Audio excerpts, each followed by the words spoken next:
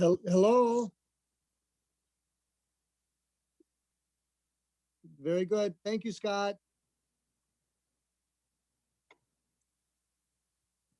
I'll call the Stoner Prairie Park Planning Committee meeting for May 19th, 7 o'clock to order. And Chad, could you do roll call for us, please? And then we'll turn it over to the co-chairs, or actually the tri-chairs of the committee to run us through the agenda. Thanks, Chad. Sure. So for the sake of not butchering people's last names, I'll call your first name. Obviously, just let us know if you're here. Co-chair Sue. Sue, you're muted. Sue. Sorry, yes, I'm finally here. I lost a connection at just the right time. Now I'm back. Co-chair Sachin. Yes, here. And just for everyone, my name is pronounced Sachin. Co-chair Janelle. Here. Alder Randy. Here. Excuse me. Here. David.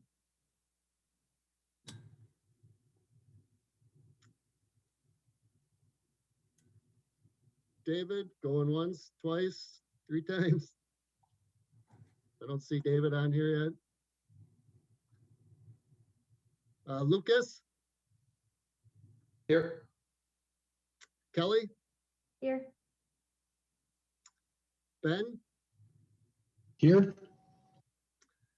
Katie. Here. Julie.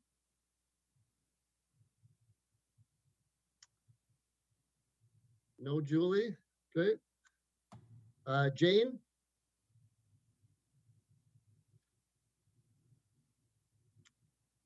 I don't see Jane. All right. Pete. Present. Chris. Here. Jeff. Hi. Here. Joshua. Here. Garrett. Yep, I'm here. And Mark. Here. All right, that is the list. So we'll turn it over to the co-chairs to get us started.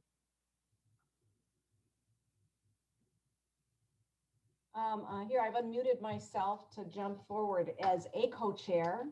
I printed out our agenda. If the other co-chairs are in agreement, I can take us through it.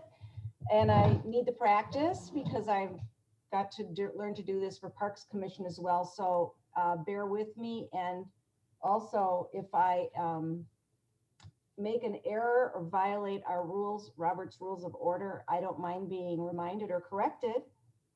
Sound good? Sounds good. Okay, so I'm sorry because my internet connection or something happened. I missed the first 3 minutes. So taking the roll was prior to our call to order. Is that what we're doing? Yeah, so I think that we're probably ready for, we had a formal call to order, we had roll call. And so I believe that we're ready for approval of the minutes. Okay. We're going to ask for approval of the minutes. So And we would have a motion to approve the minutes? This is Pete. I will approve the minutes. I will move to approve the minutes. second. Okay. Do we have any discussion about the minutes before we move ahead? All right, well then we should vote. All in favor of approval of the minutes, say aye. Aye. Okay, all right. Any opposed? Thanks, Janelle. Any opposed? All right, then we go right on ahead. Thank you. Minutes are approved. April minutes. Do we have any public appearances for non-agenda items? I think we went through the roll and there were no names of folks who asked to join who weren't at our original meeting.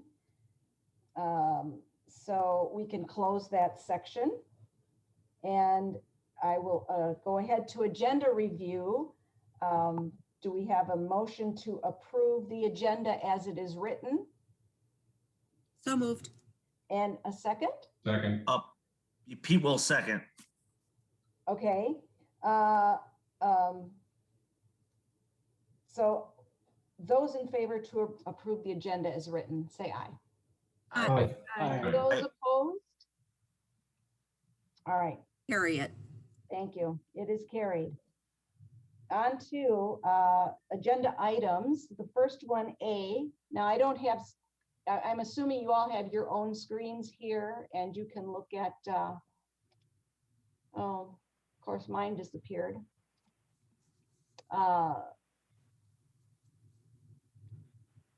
The packet itself. Sorry. You can take yourselves through it. The first item A is the Stoner Prairie Park Master Plan. And it was, as I understand it, it's a point of reference for us to see. It was a student project that was done going back quite a ways. You can see how different things turned out to be than what was drawn at the time. So is there any, Just as a point of order, can somebody speak up if they did not receive that package? okay, We're all good. Thanks, Sue. okay. And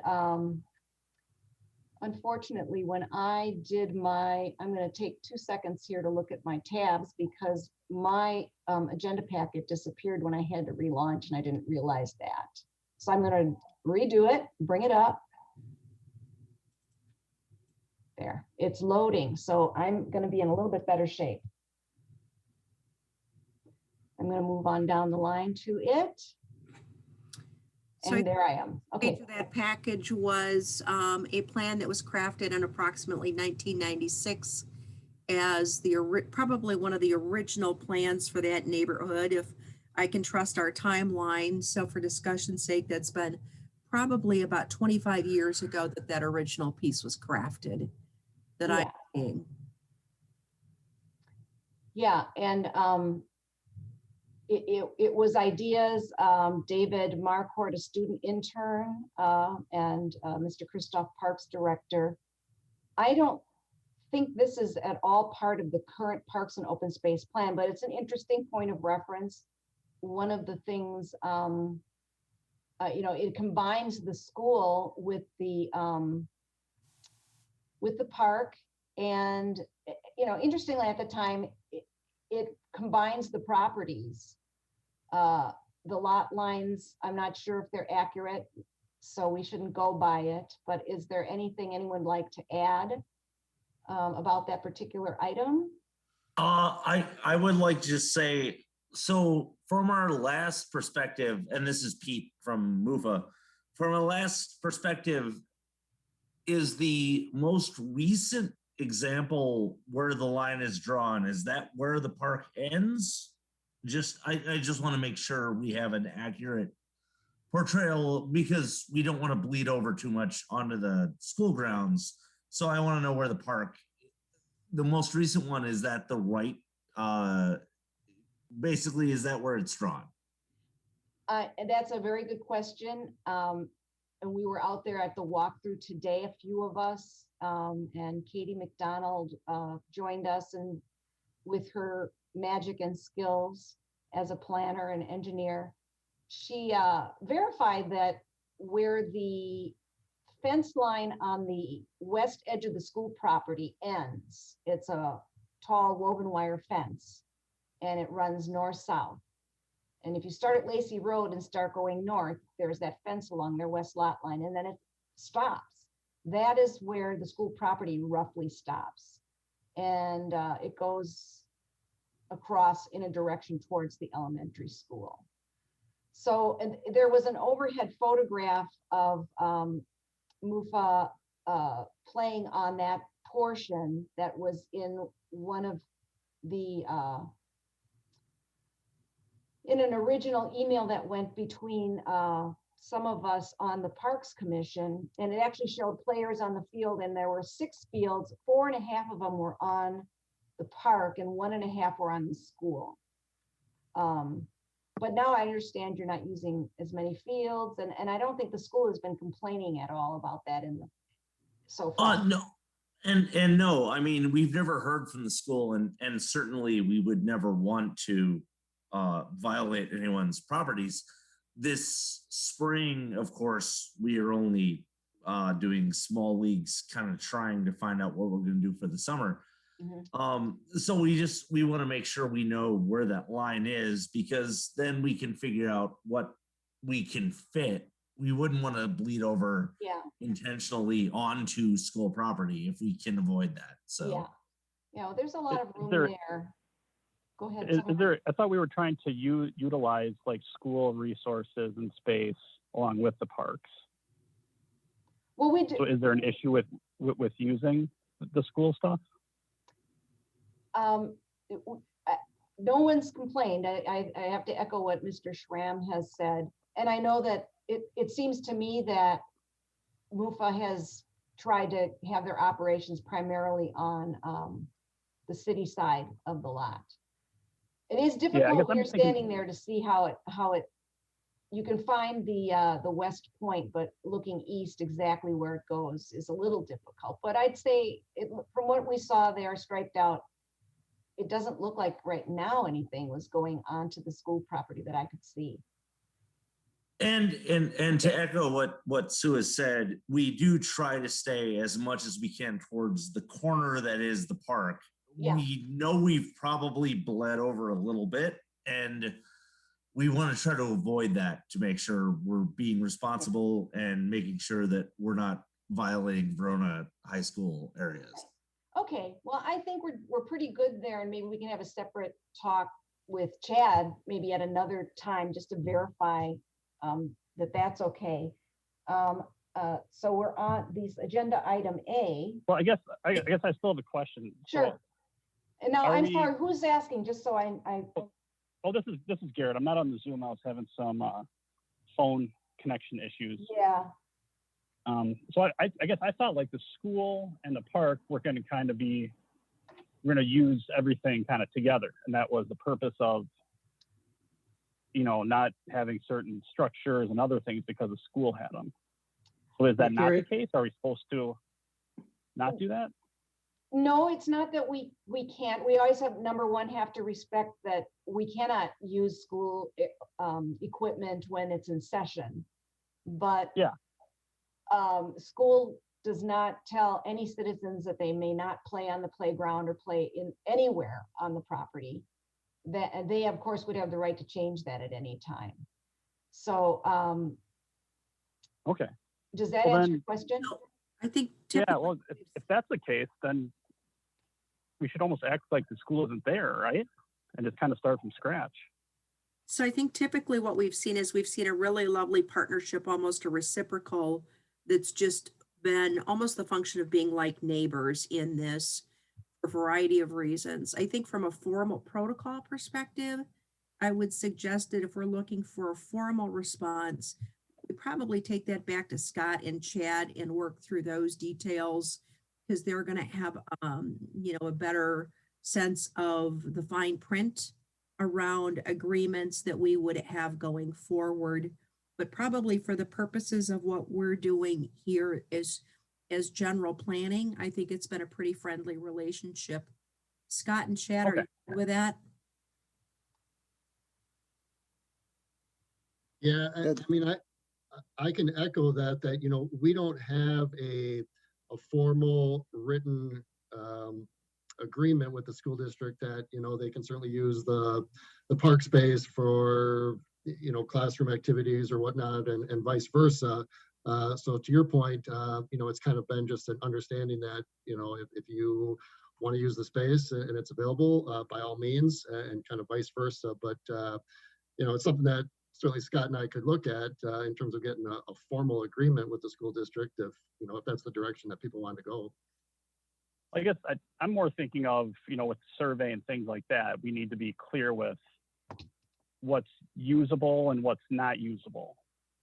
because I don't want people to have any assumptions of what they can or can't do. And then, either we have duplicate things or we don't have something that we wanted. So I just wanted to be clear that, what can be used where. I think our intention is to not do any improvements per se on the school parcel, to maybe be aware of that as a collective space for example, Parks and Rec in that broader sense. So that if we've got ultimate frisbee and it shifts out there, that would be an example of that partnership working. There are sometimes when they come over and use the park for their purposes. And so to me, it's always seemed very friendly, but we certainly would not want to make any legal commitments on their behalf. And we certainly wouldn't want to make any improvements to that land, because technically that is their responsibility for a variety of things, including maintenance fees. Yeah, for sure. That makes perfect sense. It wouldn't make sense to put something on the school land, but to be able to use the school land and resources when school's not in session. I think that just needs to be clarified that is acceptable. And it seems like that is. And this is Pete from MUFA. I would like to echo what Janelle said. I mean, a big part of what we're talking about in the Stoner Prairie thing is building areas we don't use, and we would love to have exciting things. We would love to have a shelter. We'd love to have a playground. People in MUFA enjoy those sorts of things. We have a lot of families involved. So when we're looking at the southern part, we would like to have a group, a area to have the playground, and we don't want to be violating school grounds. So that's something that's actually, I think, the biggest thing we're looking at this area is to just make sure we're not, we love that group. It's a great field. We would love to keep using it. And that's kind of the main reason we're here. Is the rest of the playground, the rest of the park as we're developing it is amazing, and I love the plans, and MUFA loves it. But that bottom group, we just want to make sure we're not bleeding over into areas where people don't want us. That's our biggest thing. Yeah, and if it's, because looking at this thing here from 96, like I see quite a few soccer fields, and it seems like those would be like, there's even one in the, across from the other side of the baseball diamond. Like, could that be used as an extra MUFA field or something like that? Yeah. If it's just a field, then like, why not use it? It's there. Well, right. I would just like to say that the master plan per se that was presented in 1996, it's a way of looking at how a design was created. It's not an existing plan that we have to follow. Yeah. Oh yeah. And so I'm just trying to utilize, just utilize all the space. And yeah, I think we will. Field, like, well, why not use it? And then if there's other space that we can put other stuff in, it's for a neighborhood park. Looking at the park plan, it seemed like those are normally 10 to 20 acres, and I believe we have like 9. So,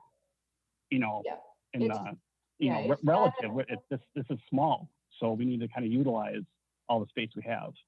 Yeah. So related to that, I just want to take a moment and say thank you to Scott Yarborough. For those that haven't seen it, he actually dropped a park property map, 2 images of that, into the chat on your screens. So that might provide some insight.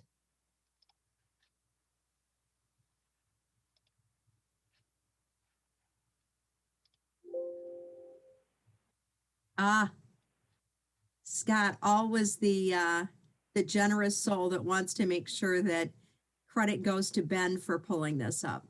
Yeah. Thanks, Ben. Okay, so I can't open them, but I will say this, that we have no problem in sharing with the school. I don't expect that to change.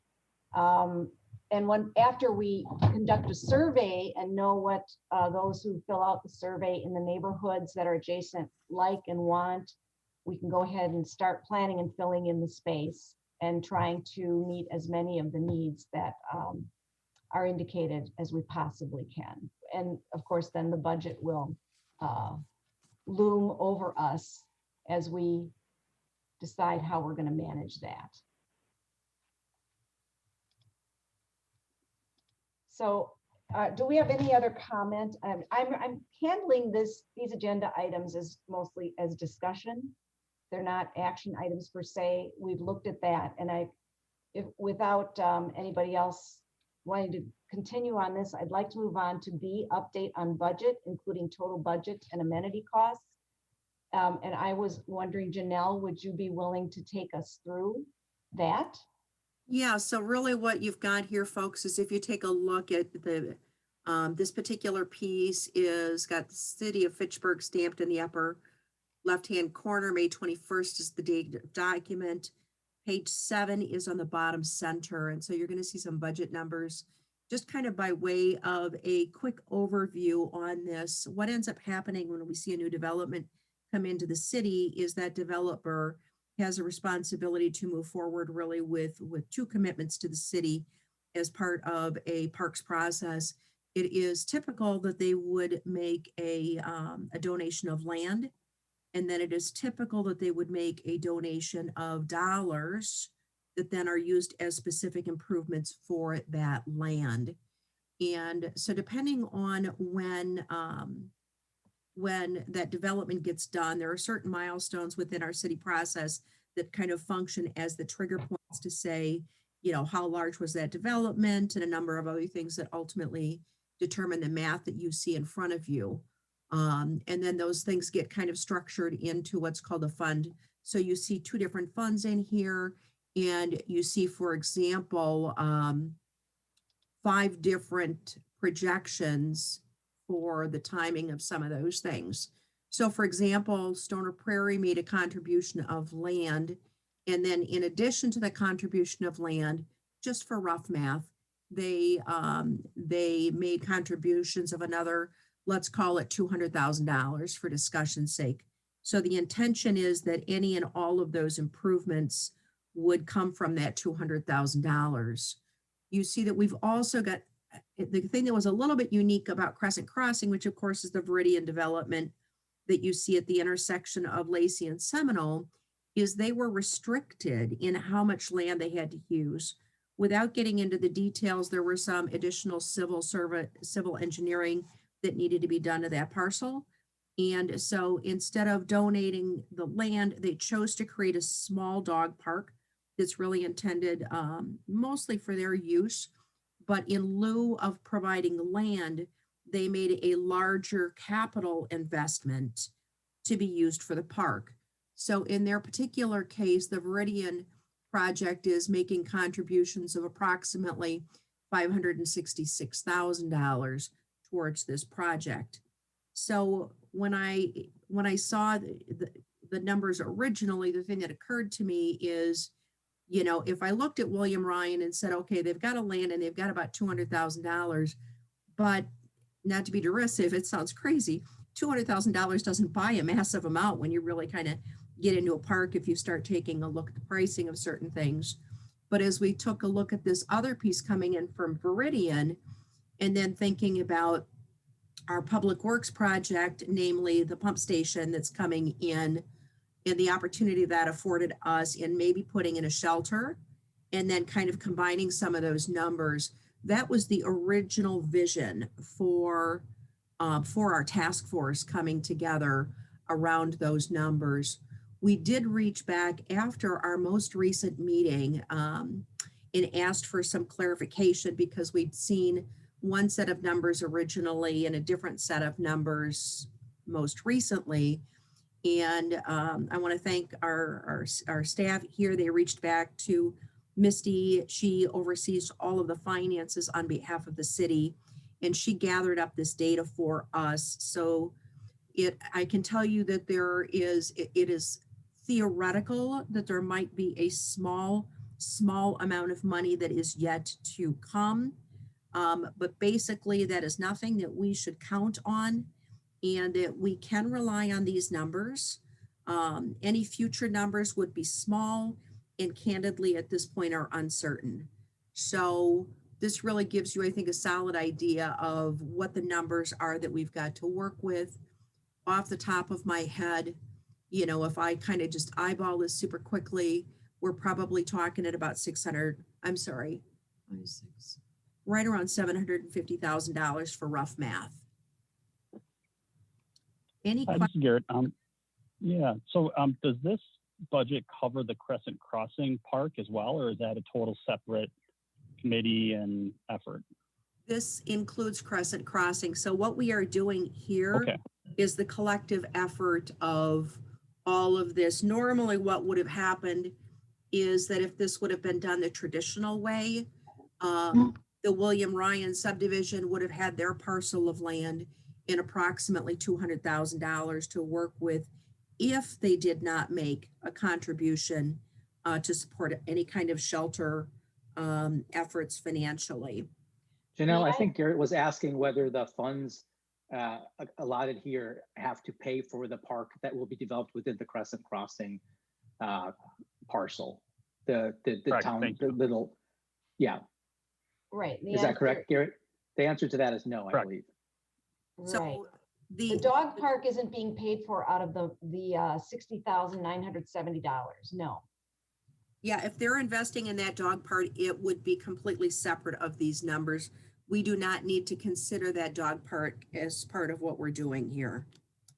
But what about their other park? Isn't there a park with some? There's a Structures and small other little, things? there's a small little gathering spot, Yeah, Garrett, they but have some that is also playground- separate.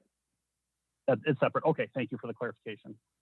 Yeah, Okay. but again, anything that's going, the numbers that you see here are numbers that we can work with as a committee. Anything that was being done separate for Crescent Crossing is outside of this budget.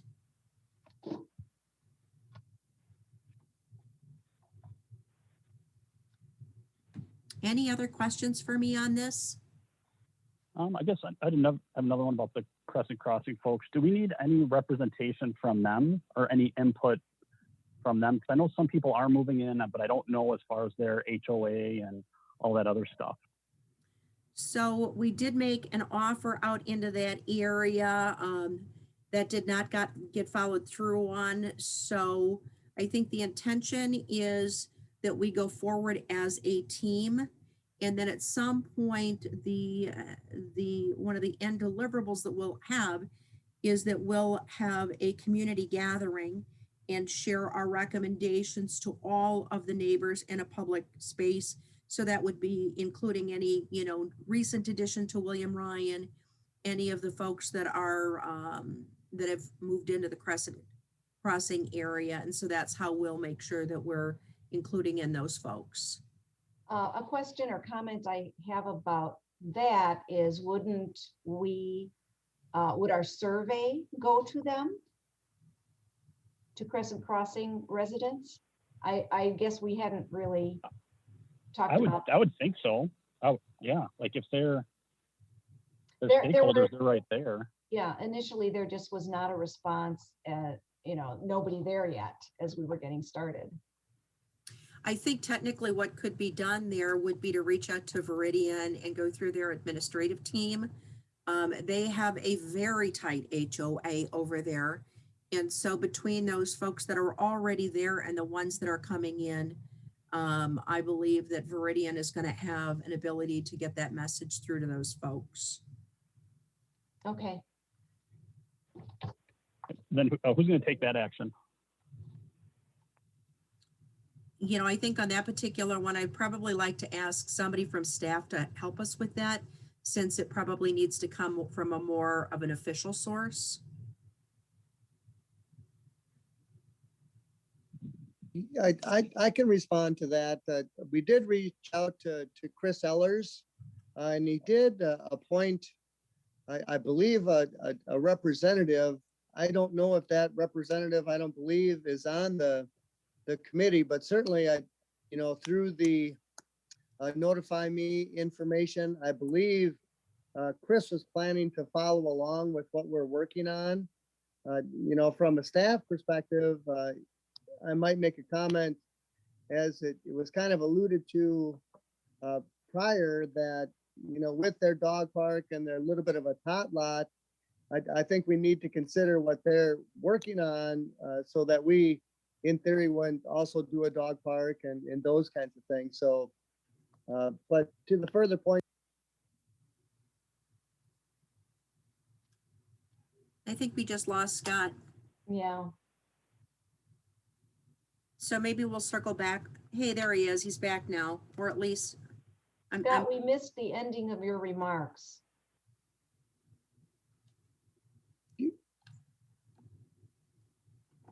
can you hear me now? Just There we go. now. Just now.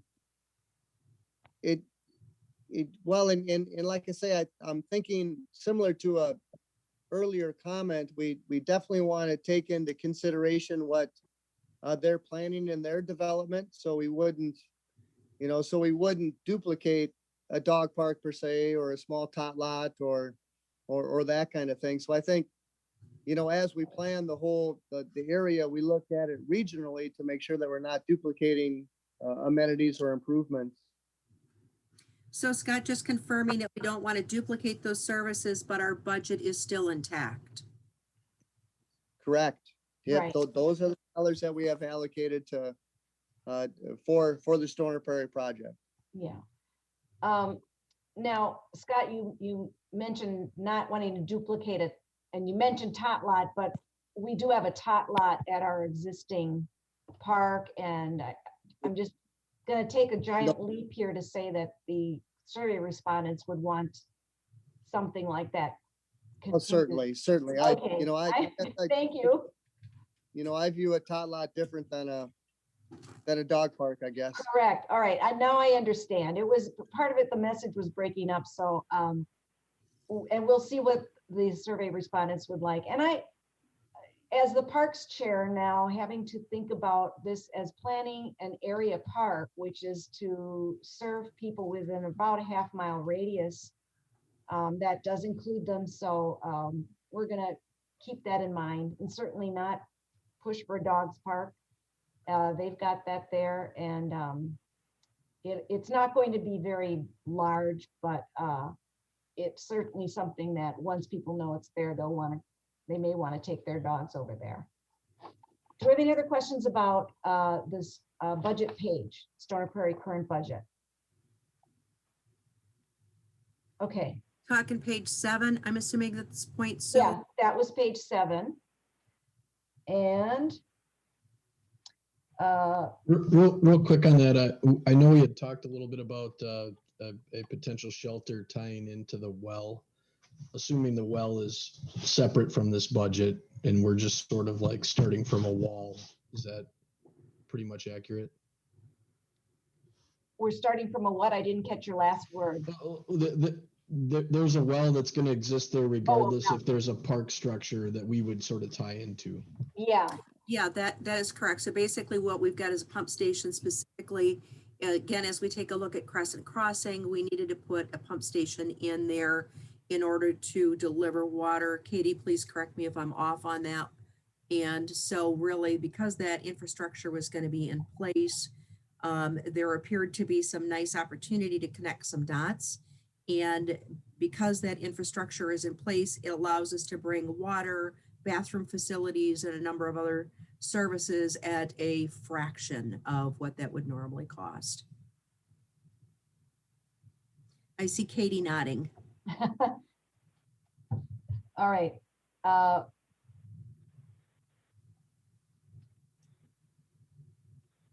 So we've got the update on the budget, and just also another item to follow up on Ben's question or remark about the park shelter location. It's as the committee finishes the survey and understands what people want, that also would include, I am thinking, ideas about the park shelter. And if anyone has not yet visited the one at Jamestown Park, that's a recent example. That doesn't mean that has to be what happens here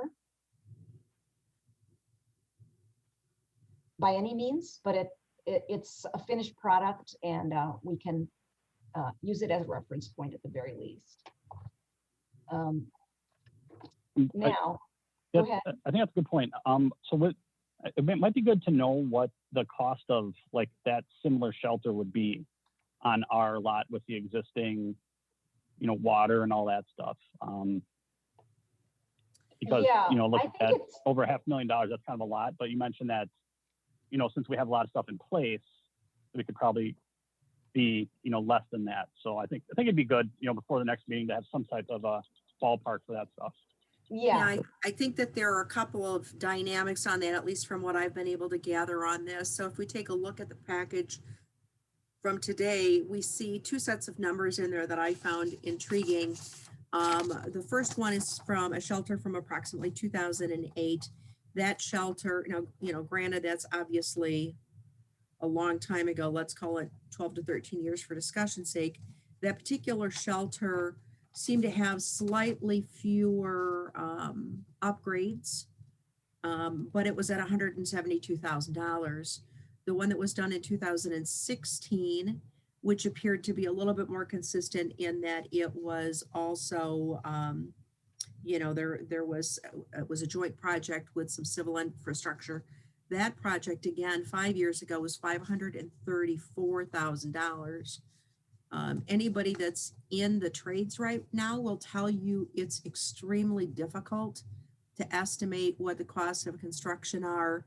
Materials, key components are changing almost on a daily basis. And so, I think we're going to have to take a broader swag at some kind of an increase. We're probably going to need to determine, first of all, do we even want to do that? Because even in a slight way, that's probably about 40% of our budget for that facility. And then the second question will become, do we want to do something basic, or do we want to go, over 50%? So depending on those two variables there's a lot of room between what we choose to design and then ultimately what's happening in the market right now. But I think if we assume for discussion's sake that our contribution to this is probably going to be, my crazy guess is somewhere between $325,000 and $350,000. That's a big chunk of our budget pretty quickly.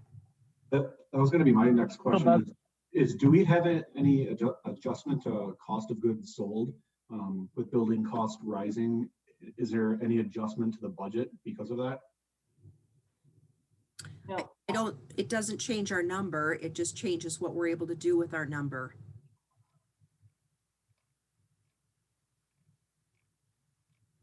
Scott, have you seen anything different, or Chad? Is that your experience as well? Yep, those monies are what those monies are that are available.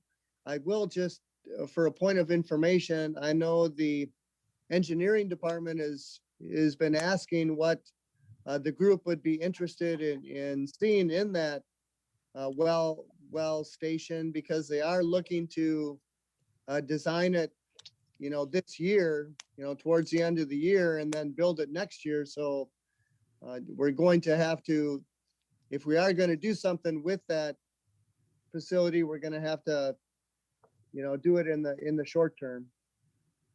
Scott, are you thinking short term, 60 days, or what do you, if you were going to give us a date that we would need to complete decisions, what does that look like in your opinion? I would say 60 days, yes, because I know that they're looking to hire an engineer architect to engineer the facility. And Tracy is really asking the committee, what do we want to include? Do we want to include bathrooms? Do we want to include a shelter? Those kinds of things. So yeah, we sooner rather than later. So Scott, in that space, do we need basically 99% of our decisions made by then, including the look of the shelter, the amenities of the shelter, bathroom facilities, or do we need something very basic like we're gonna want 2 bathrooms, the ability to Basic, yeah, get a sink. very, very basic. Yep, very basic. You know, a little bit about the, you know, the square footage of, if you take the Hugo Jamestown, for example, okay, we, you know, the bathrooms are pretty standard, but if we want an indoor shelter, what, you know, what kind of square footage would we like? If we want an outdoor, you know, open air, uh, concrete and structure, what kind of square footage? Those kinds of basic things.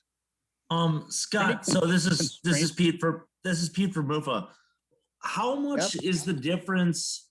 Like once you decide to put bathrooms in, how much financially is the difference in the rest of the shelter beyond the bathrooms? Like I know bathrooms from a plumbing and engineering standpoint is a big part. How much more is changing the rest of the shelter? Well, and you know, I think to Janelle's point, you know, that's a good question, and I can't, you know, I can't give you, you know, it's a bathrooms 50% and the shelter 50%.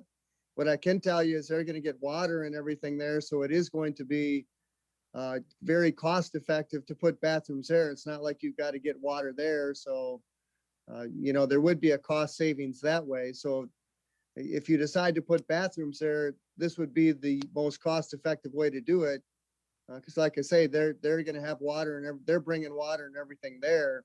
It's just a matter of, you know, doing the block walls and doing the fixtures kind of thing. Hey Scott, this is Garrett.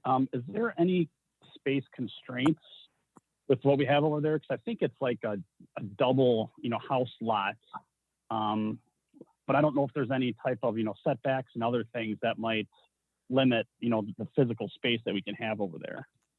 No, originally the concern was that in listening to the water department, they needed to have a 200-foot, they needed to have 200 feet from the main for the well, which would have actually gone into the park.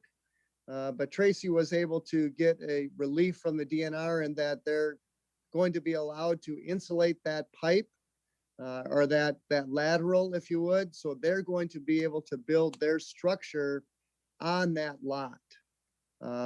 So I think with that being a, you know, another city property, if you would, I guess from that perspective, they may use most of that building envelope, but you know, we're not going to have to, the well isn't going to come into the parkland per se. So I don't know if that helps or answers. I think it's great news. It just gives us some nice flexibility from, you know, a land utilization. We can really think about what it is we want the park to be and be not restricted about, you know, some of those details. Is there any way to achieve any additional funding, fundraisers, sponsorships, anything like that? It's a great question. I mean, on part of my original plan back in the day, you know, I had a idea that there would be a tangential group that would be the Friends of the North Stoner Prairie, and it would be a not-for-profit. And its purpose really would be, there would be 2 components to this. The first would be fundraising, and so you could go out, you could buy a brick, you could buy a bench, a tree, or part of a prairie. And then we'd have each of those areas be respectively labeled to, you know, recognize the contribution that was made there. And then the other part of this would be some signage for potentially volunteers that came in and were the caretakers in some of these spaces to also show some appreciation to them, whether it's maintaining that prairie or whatever it is that we choose to go forward with. We've also had some out of the box thinking, like perhaps going back to an Eagle Scout candidate and identifying if there's some opportunities to build maybe even like some signs that would talk about a naturescape piece and then recognize those folks. So I know that we're going to bump up to our budget pretty quickly, and being able to not only have those opportunities to expand those capabilities.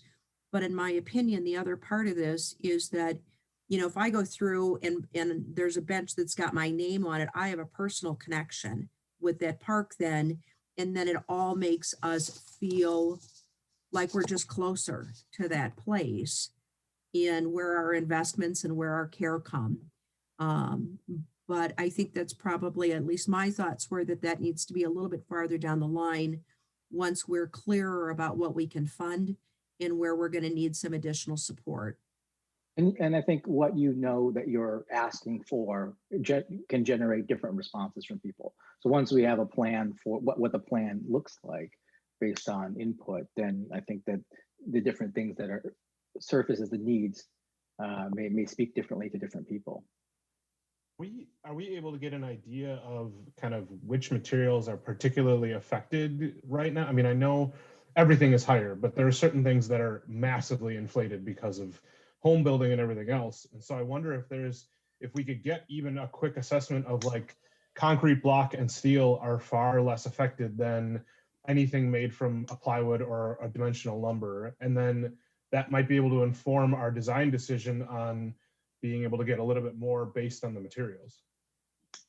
That's a good question. I think, Josh, you know, I think what we've done is just at the stage we're at now, kind of ballparking, taking this like on page 14, centered page 14, you know, that number from, which is a 2016 project, and, you know, and inflating it pretty healthy to get to like half the cost would be 325. So the whole all-in cost today might be something like 750.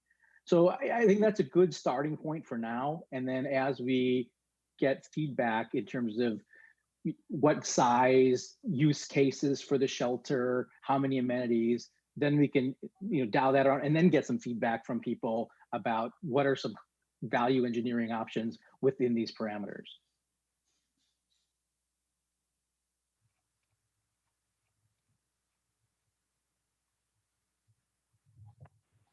Any other comments or questions? Lots of good discussion. Yeah. So my question on page number 8 was, as we take a look at that park path, and we've got an estimate there of about 1,250 linear feet on the new parkland, price is $30,000. Staff, is that something that we recently did? So that's an investment that's already been made and then if so, does that impact the budget numbers that we just looked at? To the first question, that was the number that we received with the current bid. So that's a, you know, that's an accurate budget amount, $25 per linear foot. And so is the $30,000 spent already? Do we need to be concerned? No, I was just trying to, if you wanted to do a circular, it's about 1,250 linear feet around that whole new park. That would cost $30,000, just to kind of give you a perspective on how much a path like that would cost. So a question I have then is the paths that have been recently installed in the park, there are some. Did that money come out of any of these budgets on page 7, or funds rather? No, they came from other budgets. I was just trying to put together a roster of costs and those kinds of things, just to kind of give you a perspective of how much things cost. Okay, yes, thank you. So at a high level, Scott, when we take a look at any kind of piece of equipment, do we assume that is installed at that price? That is correct. So we're talking at page 9 and forward of what those costs were at that time. Is that what you're asking, Janelle? So when I'm, if I take a look at, for example, any piece of equipment, including a swing set, for example, is that just the price for the equipment, or is that the price for it installed into a park? So I just want to, we've got these numbers that we're kind of going to set aside, but want to make sure that as we look at them, if we've got additional numbers that needed to be added to put it No, on that- premise, no, we were no, aware of. yeah, the playground at Terra Vesta was $40,000 installed. Okay, thanks, Scott. And quite recent, right? 2020. So 2020, yep.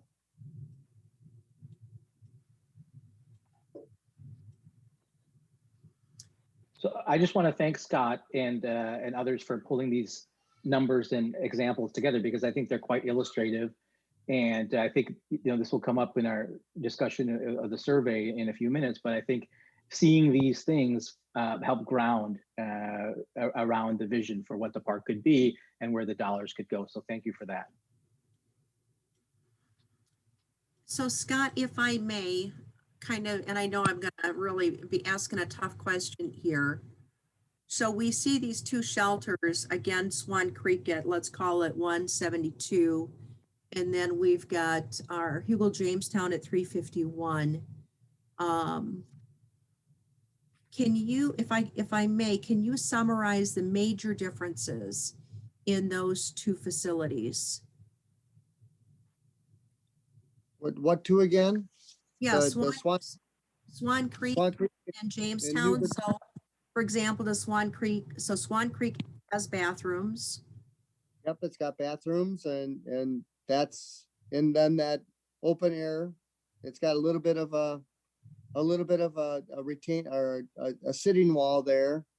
The brickwork around the uprights is a little bit extra.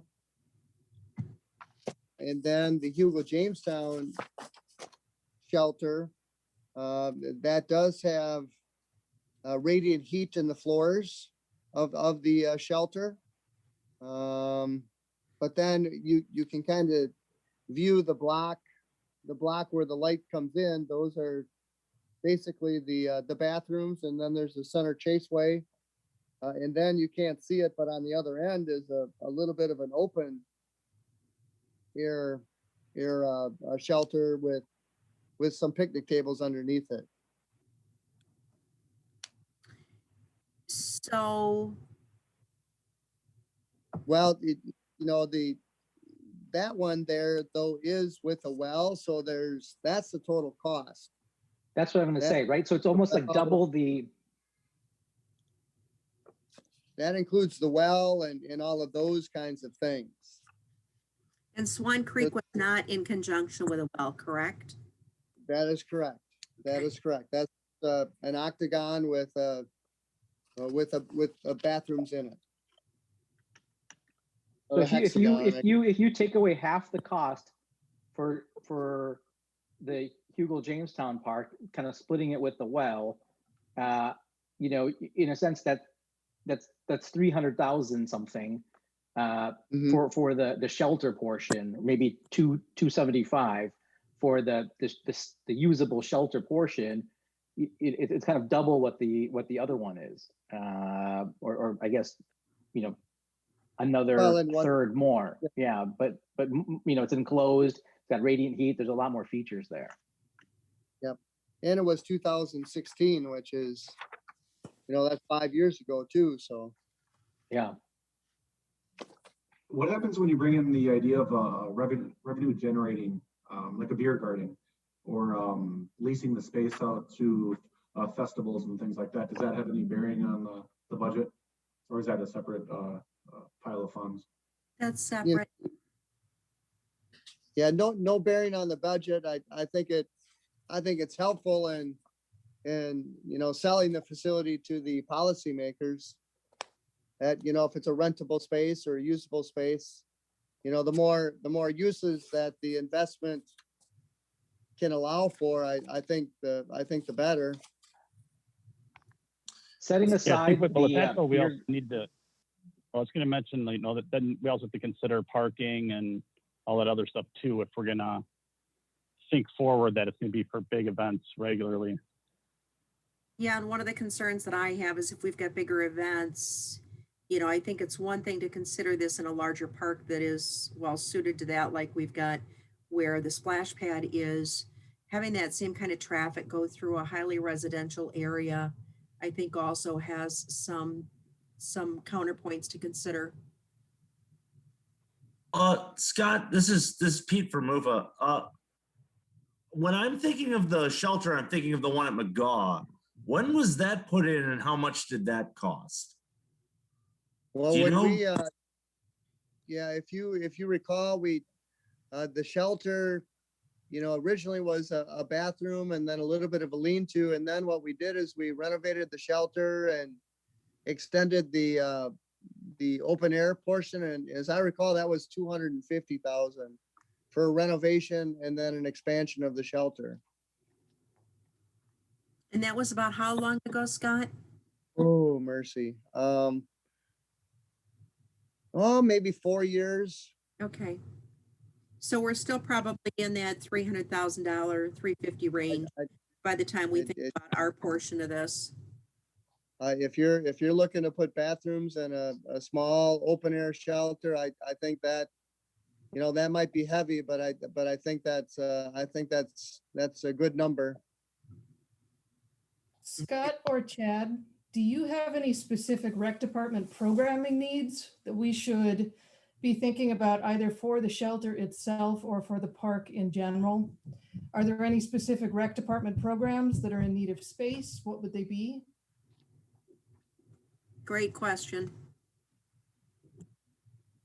Yeah, I mean, some of it is certainly capacity and staffing issues in terms of, summer activities. A lot of what we do right now is centralized at McKee Farms Park, just because that facility, provides a lot of flexibility. So, I guess it would kind of depend on, the facility first and foremost, and certainly if it's one similar to McKee, there's going to be demand obviously beyond the rec department in terms of rentals wanting to use it. So, it would really depend on the facility.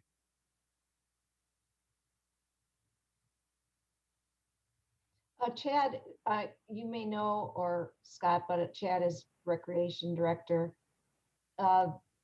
Earlier this evening, there's a youth group that's playing some ultimate frisbee on the fields. Is that through the rec department, Fitchburg's rec department, or is that just a group that sprang up on its own? Out at Stoner Prairie this evening? Yeah. It wouldn't have been like a rec department program. My guess is it was a group that had, reserved that facility for this evening. And certainly if not reservable, it might be just a group that showed up. Yeah. Well, I was glad to see them there. And if they took their chances and didn't go through official channels, It's an open space to play. As the head of MUFA, I don't know we had a group there tonight. Our youth programs do take place on Wednesday nights, but generally they're in Madison, at Olin Park, at Burr Jones, at North Star. So I don't know of our program. If somebody was there, I don't know of it. Okay. Just was curious since we're on the subject. That's all. So staff, I had one more question on the facility, hopefully my last question on these shelters. Usually when I take a look at a project like this, we're starting out from a blank slate. And then as we look at this number, it's going to include design, it's going to include construction, it's going to include all of our subcontractors to the point where, if you will, the keys get turned over to the city. Of the numbers that we've seen included that entire design, build, everything.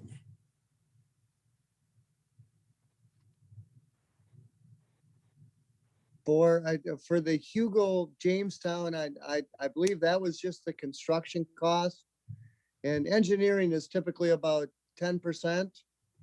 So I would say you probably add 10% onto that for the engineering cost. And design it. Architects. Pardon me? And what about the architect? Well, that's the engineer and the architect and that whole group.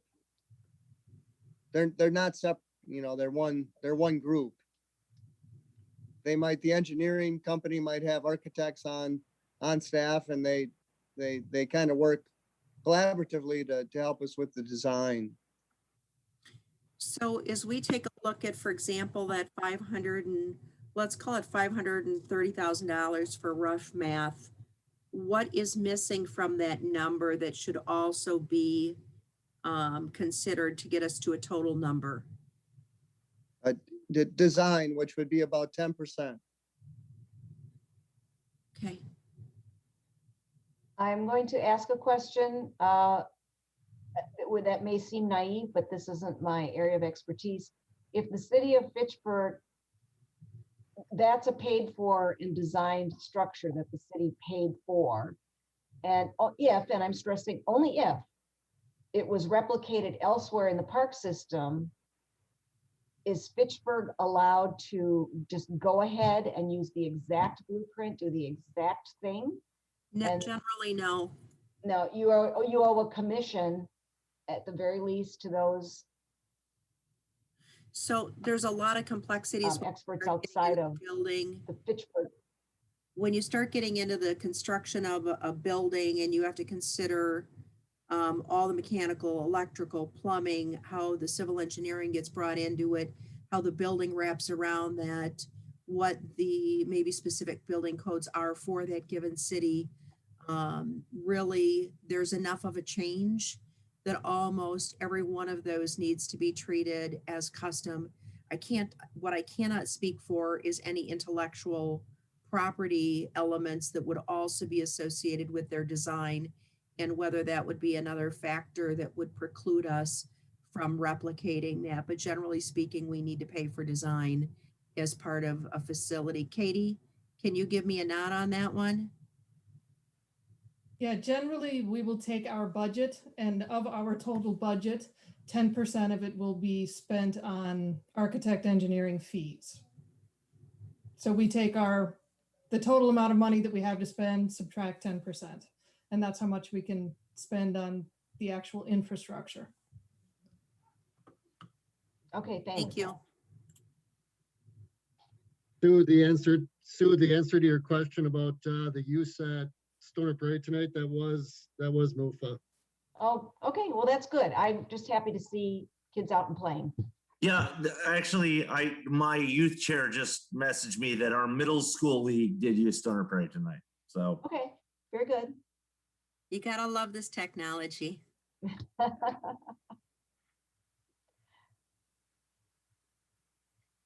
All right, now, item C, if we're ready to move ahead, and we've covered a lot of ground in B, feedback from the team on impressions of walking through the park space. And many have probably done it on their own, or they live right there. They don't need to do a separate walkthrough. Is there anything anybody would like to share specifically? Just go right ahead. You know, I had two quick observations. I think I might have shared them last time, so I'll keep them brief. You know, the first is that it's a vast piece of land, right? Especially when I stood along the spot where the shelter is going to be and was able to get a perspective of over to the school and then back to the baseball diamonds. You really get a sense that this is a good sized piece of land. The other thing that struck me is the consideration that we need to have for the things that go on in the shelter as it impacts those adjoining neighbors. We've got people across the street, we've got people on either side of it. And so even when I was thinking about, you know, the higher priced unit that we see over in Jamestown, I thought, well, if we were going to do garage doors, you'd certainly want one of those, only one of those, and you want it aimed out at that green space, because otherwise, if you've got little kids that you're trying to get settled in for the evening or those kinds of things, you know, that's, you know, it's just a factor. Yeah, this is Garrett. I think that's a good point. And it is, you know, from the other shelters that I've seen at the different parks, it's kind of, you know, set a little bit away from the road. There aren't houses like right there. And this is kind of unique that there's going to be a house like right next to it. And, you know, right across the street, the roads aren't huge like, you know, Sherrill Drive with, you know, that structure over there. And I know some people in the neighborhood have, expressed their concern about even having bathrooms, just with, the smells that come from that and all that. So I think, being aware of the impact on all those families is important as well, and not just what we're trying to do for, everybody within, the half mile and, Fitchburg in general. Yeah, you do get a sense standing, as Janelle said, and to agree or affirm what Garrett just said, that it's really close to private homes. So that's going to have to be a consideration in what we do. Do we have any good comparisons of a park similar to the size and the surrounding area of being residential to what this would be? Staff, can you help us with that? I guess I would reference Tower Hill. If you're familiar with Tower Hill is the shelter and bathroom is pretty close to the road along with the playground. And there is residential across the street. Swan Creek to some degree is close to the road with residential across the road, across the street. I'm just thinking of the shelters that are rented. Greenfield Park, it's relatively close to the neighbors. And then McKee and McGaw are community parks, so they're a little bit further away. But just generally thinking of the shelters that we reserve, Swan Creek, Tower Hill, there, Hugo Jamestown, there's residential right across the street. So I think what we have currently is pretty similar in distance between, bathrooms and shelter facilities and the residential homes. Has there been any complaints in regards to the bathrooms and noise and things like that? Has there been complaints? Yeah, any complaints regarding those near the residential areas? No. Well, I know there are, some of those areas like the Tower Hill, because I used to live right over there. It's set back a little bit off the street. This shelter here, it's going to be like right there, like right on the street, because it's only basically a residential lot that we're putting the shelter on. At least that's my understanding. Well, actually, I know from the well house would be on the corner, and then the shelter itself would be in the park, as I see it. Okay, so that's not okay. That wasn't my understanding. So, when what we had put together, I thought the shelter was going to be on the corner of that Velt and Wayfair. But if it's not going to be right there, then that's the thought is that the well house will be on the corner like a residential home, and then the shelter and certainly that could be up to design. You might want the bathrooms in the front, but typically we'd have the bathrooms and the shelter on the park space in the backyard of the well house, if you would. So they would be actually separate buildings then?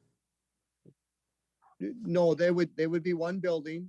They would be one structure similar to the Hugo Jamestown one. Okay. So we're envisioning the infrastructure component facing more of the street and the parks component facing more towards the green space. That would be my, if you were asking staff's, thoughts, that would be my thought. Certainly. That'd be my thought. But going back to what Garrett said, then that is correct, Garrett, that basically, that structure would sit on the corner with the bathrooms towards the corner. But as Janelle talked about earlier, with the idea of maybe noise considerations, you're going to have like an open air portion where the garage doors open, that they swing out in towards park facing, towards the open space, towards the rest of the park. Okay. But in terms of how far set back from the corner, how exactly where on that light, on that, those two lots, right? The orientation and the size and the setbacks, I don't think we're there yet in terms of having a vision for that. But I think engineering said, they want that confined and can have it within that address of Wayfair Circle. Okay. Yeah, because I know one of the neighbors they came from one of the Viridian subdivisions in Verona, and they lived across from a park with restrooms, and they said that it was awful. So they don't live by this current park. They're a block or two away, but they were pretty adamant that it was terrible. So I just if there's anything that minimize that, just to kind of consider it. Do we know what made it terrible? I mean, so for example, did they have proper plumbing to this, or was it, in a city lot, some of those kinds of things that might tell us what noise, whether it was. Oh, it was a stench from the bathrooms. That was the problem. Well, here, this is a city facility with modern plumbing. And so and I know the staff keeps the restrooms out around the city quite clean. I'm familiar with odors like that at park shelters, but it's more in the rural areas where it's not connected to plumbing. Yeah, it's usually what I would think of, like, it's like what I would think of if I go to a state park, right? So I don't have city plumbing there, and that there's going to be a certain smell that kind of. If I could ask a question, I think it would give it context, and maybe Scott or Chad, you can help with that. Would this shelter design be like, could we have another example of, like, I can think of the ones at Swan Creek and at McGaw. Would it be like those? Do you have a sense of a good example of what the design would be based on what already exists?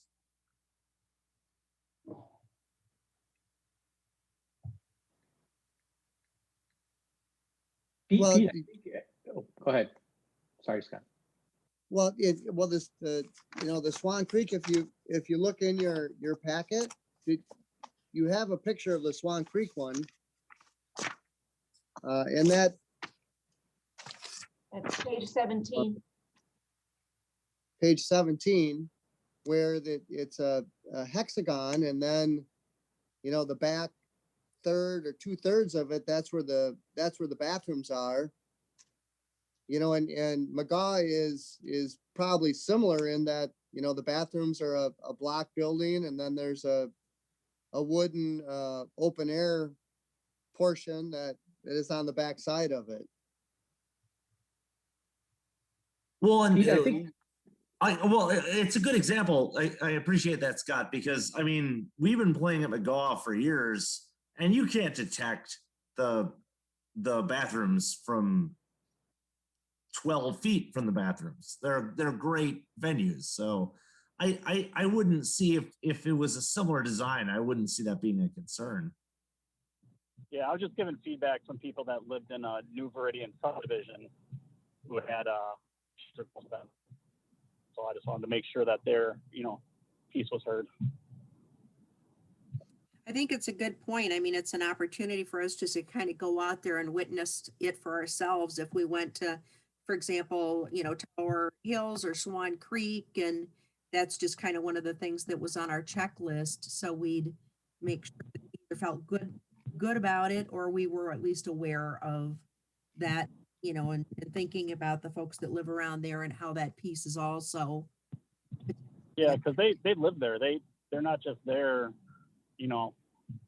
a few days a week or once a week. They're there all the time. So they don't really have a choice. Yeah.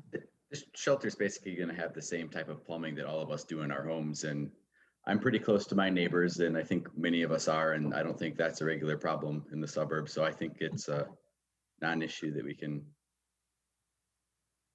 I don't think we have to worry about it. No, I agree. One of the other things I just wanted to, and again, we are not locked into any particular design, but looking at page 14 with the Hugo Jamestown shelter, the well portion, isn't it tucked on the right side of the building between the two restrooms? Mm-hmm. So if the Public Works Department is saying the well portion is on the lot and the shelter part is into the park, if we use the same exact design, then the restroom doors would face Wayfair Road. And I don't think that's probably what anyone is thinking, and the neighbors are necessarily like either. So just as something to keep in mind as well. Yeah, but you know, again, it goes back to the setback and the size of the shelter that will be there. And then you can always do things with screening or something once we have a sense for what people want in terms of size Yes. and scale. Yeah, that's true. That's true. I just wanted to point out though that if that was what engineering is saying, then that's what that design would give us, and likely not acceptable to the people who have the home across the street. Scott, this is Randy Udell. Do we have a sketch of the of that particular lot for the well? Seems to me that there is one floating around out there. I thought I saw one earlier this year at council. A preliminary drawing of what the well looks like? Yeah, the property itself and where the well would sit, and if there's a drive. I saw something. Maybe it was just the plat itself. Yeah, not that I'm aware of. I can work on, I can check to see if there is something. Can you check with Bill or Tracy? Will do. Thank you. You're welcome. Are there any requirements when it comes to lighting for the shelter? Like with the shelter, do we have to have lights on 24/7? Scott, what is done in the other parks? I'm sorry, that broke up a little bit. What was that again? Yeah, I'm wondering about lighting, since some houses are going to be so close. With this shelter, is it like a requirement that lights will have to be on 24/7? Well, that would be something that could certainly, you know, lighting can be on timers and all sorts of things. So it's something that we can design for the neighborhood, and maybe the neighborhood doesn't want the lights on at all, kind of thing. Okay, yeah, I was just wondering if there's some city ordinance that the light had to be on all the time or something. No. There'll also likely be a street light at the corner that will serve to keep hooligans away, we hope, and anything else wouldn't necessarily, that I know of, have to, as I'm agreeing with Scott, there isn't any reason to have spotlights on the building all night long. I'm gonna break my promise and ask about shelter again. Do we know if the number that we saw includes things like security cameras and things of that nature as well? We do have security cameras at Jamestown, but we do not have them at Swan Creek. Okay, so our Jamestown number does include security cameras. It does. Okay. And that is really standard at this point. We definitely want to have cameras there. Okay. That actually made me think of something else too for the budget. Are there normally like lights along the walking paths? Because I know like around McKee there is. Would that be something that's separate than this? Would it be included? Do we need to do that? Again, that would be kind of a decision that's made. Certainly there's lighting along the school path. If you're familiar with the school path that goes, you know, north and south from the school to Seminole Glen, I think the light, you know, the path lighting is a nice feature, but that again is kind of the will of the neighborhood and what they would like to see. Okay.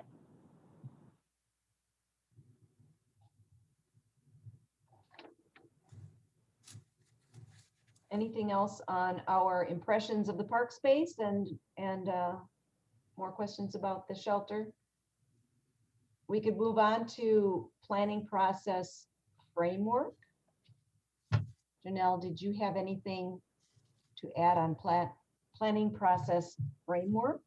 Yeah, so so what occurred to me at the last meeting that what I really hadn't done was kind of share what we originally, so the backdrop on this, as I mentioned at the beginning, is that, we saw these different developments coming through, and there were dollars, and then there were services, and how do we bring those dollars together? How do we connect those dots together?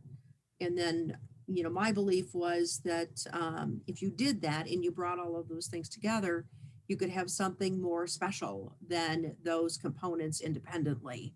So for example, I saw the possibility of looping in even some signage for the Badger State Trail.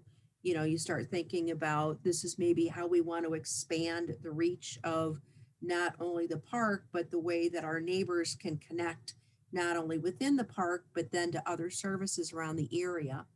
And so with that in mind, I went to the Parks Committee some time ago, and kind of put together a proposed framework. And I'm going to try to summarize it here fairly quickly.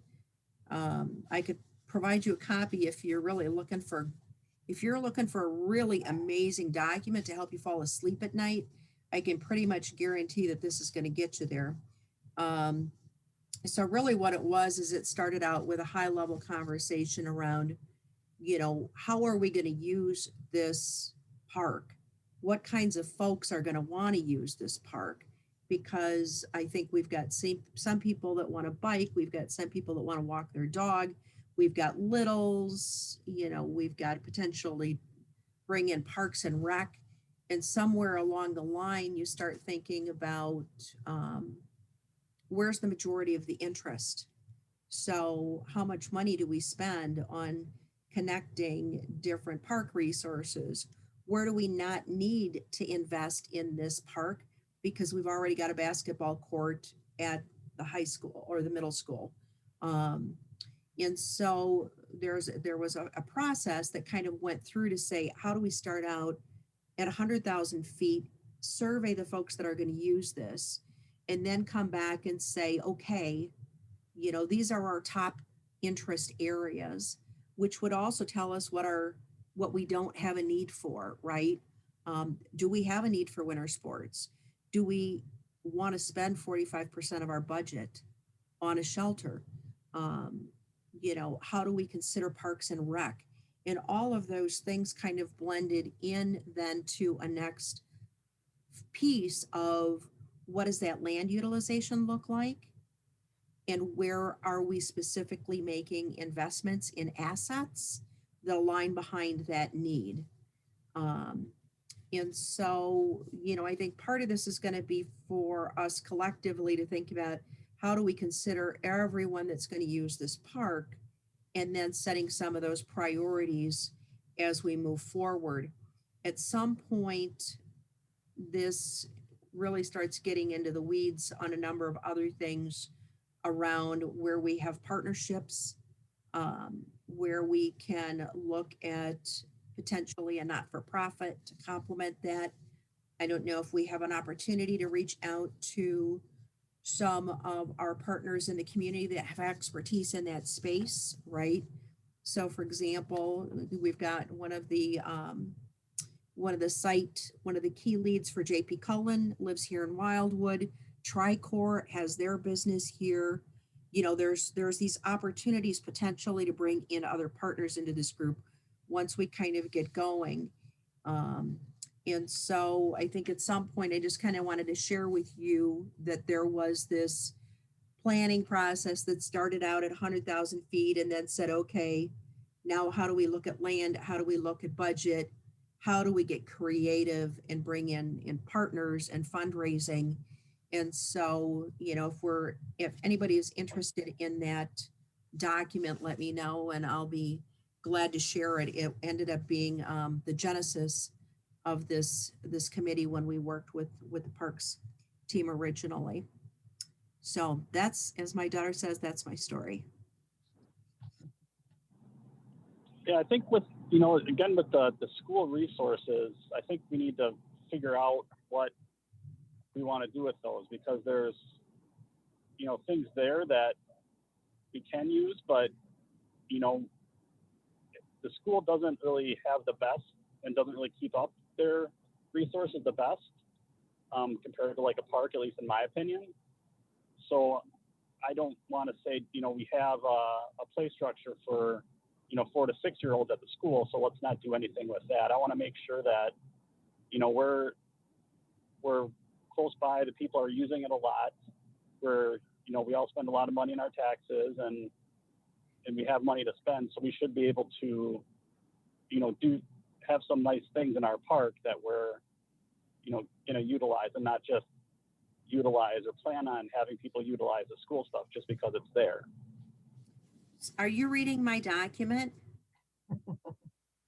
No.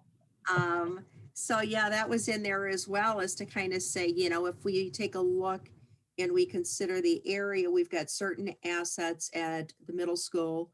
We've got certain assets right down the way at Seminole Glen, right? So do we need to put a basketball court in place when we've already got it at the middle school and again at Seminole Glen? So part of it was knowing where those resources are and their condition. So maybe we were not duplicating those resources, and then kind of picking our spots from there. Also, you know, we as neighbors take advantage of what's at the school. And I think one of the main ideas is we're not going to buy and put up the exact same piece of equipment or something very similar. But I think part of what is being asked, or we want to verify, is that we're open, especially as we survey. We're not saying that, okay, if you have kids of a certain age, just go over to the school. We're not thinking of you. I think the survey will be constructed so that the neighbors tell us. And I can't imagine, you know, don't quote me, but I cannot imagine we'd be told that we're not going to do anything for age groups that are covered in the school grounds. For the major reason is that the school is very generous right now, but there's nothing to stop them from fencing off the entire property. I'm not saying they do that, and we certainly can't use it during school hours. So we have to consider the needs separately, but we don't want to duplicate some of those big dollar items that are in neighboring parks, or not purchase identical equipment to what we already see in the school. Yeah, I think I Does just want that to be. answer your question, Garrett? In addition. Yeah, but I just don't want to not do something just because it's there, because what's at the school for some of those things aren't really the best condition, and they can't be used all the time in those other things. So yeah, they have a mix of old and new there. Definitely, they have a mix of old and new. And yeah, so like if we can't use that space for soccer, for example, then why should we use it for other stuff? Like if either we can use it for both or just one, or, you know, like if we have money to spend, we should spend money and have a nice park so most people can enjoy it. That's kind of the point of a park, of an area park, you know, looking at the amenities that the park should have. It brings up an interesting tangential question, though. I'm curious to find out if the schools are planning on making any improvements to their equipment, so we have that in our consideration as well. Hey, Janelle, I contacted Julie, who's on the committee but not here tonight, after our meeting last month about if there were plans in the school's budget to resurface the basketball courts, and there currently is not. Okay. Well, the basketball courts they're not really like basketball courts. There's a couple, you know, for example, there's a couple of hoops that are about 10 feet. They're not exact. So it's not like you could do any type of like rec programs or anything out there on those, because they're just not right.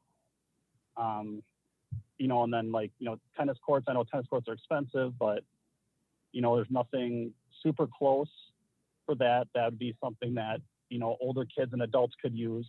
So I'm just trying to, you know, people can ride their bikes, you know, a mile away or drive a car to do things, but the same thing could be said for anything. So, you know, there's a big proportion of people in the neighborhoods, and we should have good amenities to utilize. You know, it made me think, as you're saying that, Garrett, that when a survey is constructed, it could come with additional information pointing out what amenities are within, say, a half a mile and a mile, because the parks website has a graph. Now we could narrow that down to just the parks that are within so many, whether it's a mile or half mile, so that the survey respondents can sort of make some informed decisions or responses.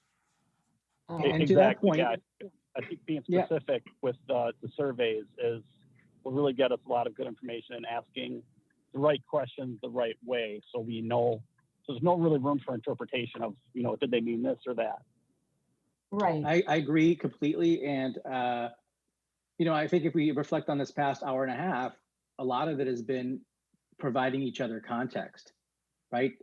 Clarifying. And now we will all know this, but anyone who's responding to an open survey may not. So I think an appropriate survey will provide some grounding for people on budget parameters, on some of the zones, some of those connectivity pieces that exist, and people need something to reflect off of in terms of giving feedback without it just being completely open-ended.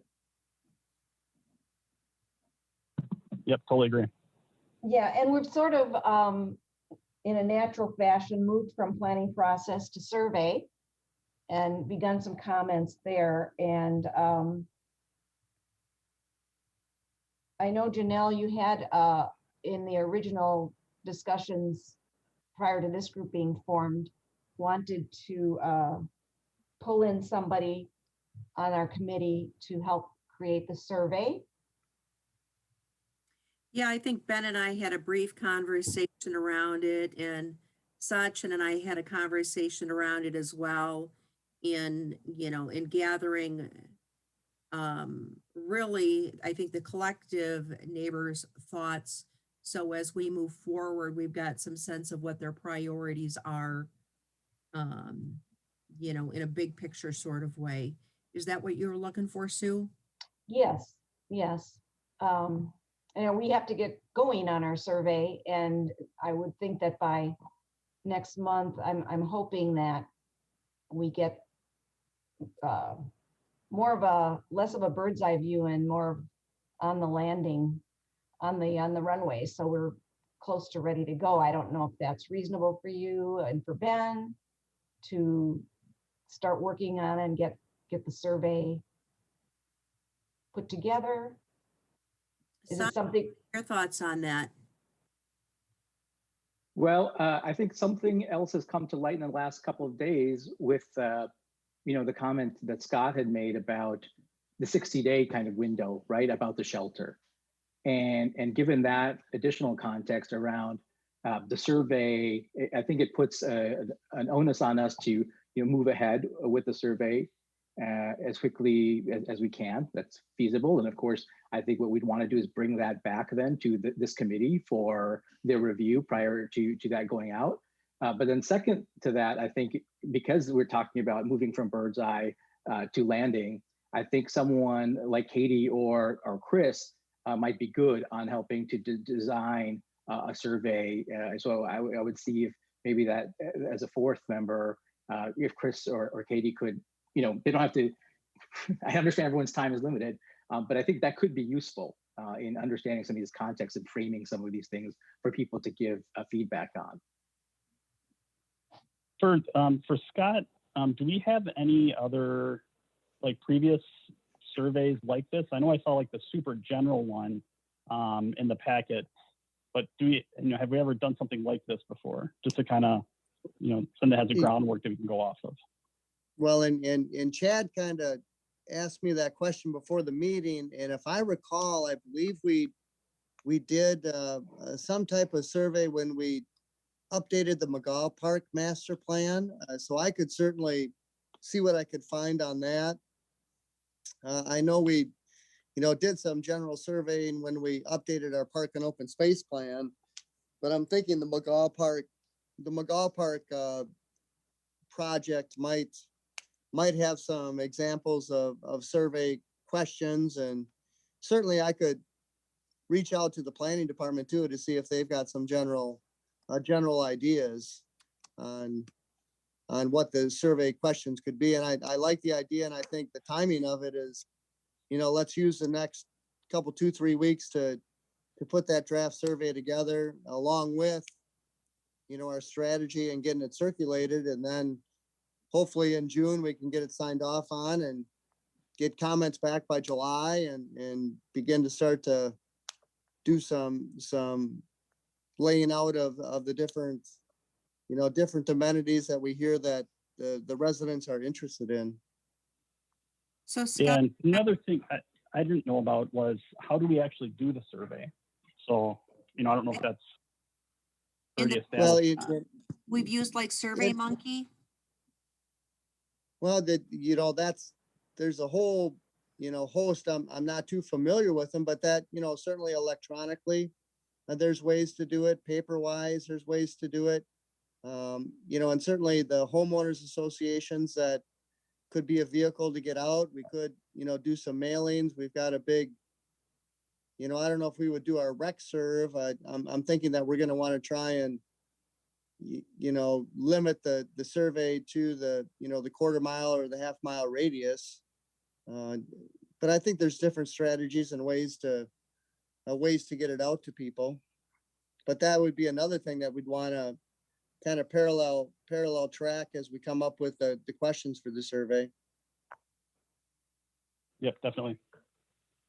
Yeah, I think we're going to need multiple strategies on that. I mean, I take a look at Seminole Forest where we've just got a rock solid neighborhood association. And so in a very fast fashion, they can send a email out and have 100% coverage because it's mandatory that each of their residents participate in that HOA. And then we've got other areas where there isn't either a formal or a strong HOA. And so we might need to be more boots on the ground to get to those folks. But May to clarify, Scott, there's no requirement that we would have to do a mailing, a formal postal mailing. We could do electronic because I think the electronic for the turnaround, the ease, and then the aggregation of the data may suit our purposes and timeline better. Well, the question is though, do you have an email address, Sachin? I mean, it goes back to it, but Janelle was stating Seminole Forest has those email addresses, but I'm guessing Janelle, Lacey Heights, you do not have a comprehensive email list such as Seminole Forest. Lazy Heights, it's not mandatory. I would say probably about 40% of our members are in the association. And so, in that particular case, I think the challenge that we've got is that it's a classic example, right?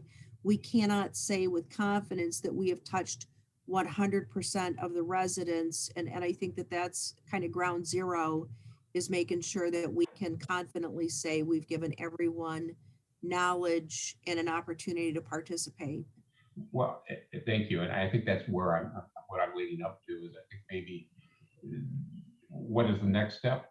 Possibly a mailing. That's when you would have to work with the city and city staff to pull those addresses. I'm currently working on a survey with the Ag and Rural on broadband expansion, and through city staff, that's what we are doing. It will be a mailing because we just do not have those email addresses. And we do want to touch everybody in the rural area, and this would be a similar situation. And once again, time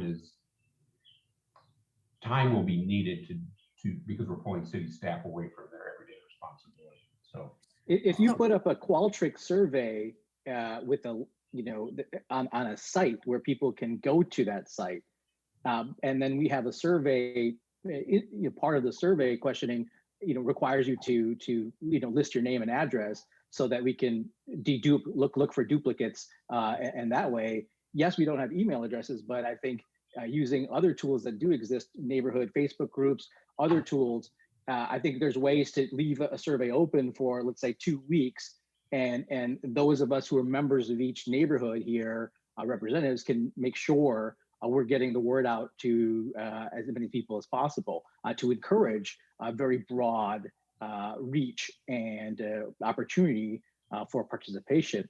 reaching everybody is one thing. You may not get 100%. If you reach 100% of people, you may not get 100% participation anyways. But I feel like that could be one approach to consider given our time constraints. So are we thinking a hybrid where we maybe have a manual or partial manual component to distribution, but then we try to get everybody on something like SurveyMonkey and the response so that we've got an easy way to gather up all that content? Just a quick question. So I live over on the east side. I'm a member of the board of the LVM Neighborhood Association. What are the local, when we're thinking about around Stoner Prairie, what are the neighborhood associations, and do you know the percentage of people who are involved in them? So where's our baseline? Where does that start? Yeah, so Seminole Forest would be the exception where they are 100%. Each of the subdivisions has a slightly different construct. And so as those entities are established, they determine whether the HOA will be mandatory, whether there will be dues, and then what those dues will cover. In the case of Seminole Forest, it is actually bound to their deed that you must be a member of the HOA. And then they call out the dues that are part of that agreement every year. It is so strict that you cannot sell your house without having a sign off by Seminole Forest saying that you have paid your dues and that you don't have any outstanding fees. So that's one example. And it sounds like an extreme example, but there's a handful of those neighborhoods throughout the city. Then we go to the opposite side of that, which is that there is no HOA and there's no organized construct at all. And it's much more of a traditional, you talk to your neighbor, but there's no even slightly organized framework around that. Now, in our particular case, Crescent Crossing is HOA. It is constructed by Veridian. It is attached to the deed. There are fees and services. So they are just as strong of an HOA as Seminole Forest is. Lacey Heights has 109 houses. Approximately 40% of those are members of the association, but it is not a mandatory requirement and it's not tied to the deed per se. And then we've got some that are elsewhere. What about Stoner Prairie? Sachin, we're going to have to go door to door with that one, or do they have a Facebook page? We have a Facebook page with, I would say, pretty high household involvement. But I don't think between Garrett, Mark, I don't want to volunteer them necessarily. If I could do it myself and make sure I get my step count in, I'd be happy to drop off, a flyer to each household and just, here's the survey, here's the link. I can knock that out in the evening. Yeah, because that's like the neighborhood that's going to be mostly affected by this, right? Yeah, but we're very invested in it. We'd be able to get that out. And like, as Sachin said, most of the neighborhoods on the page or we have their email addresses already. Do people know, can you isolate next door down to the neighborhood level where we could post there as well?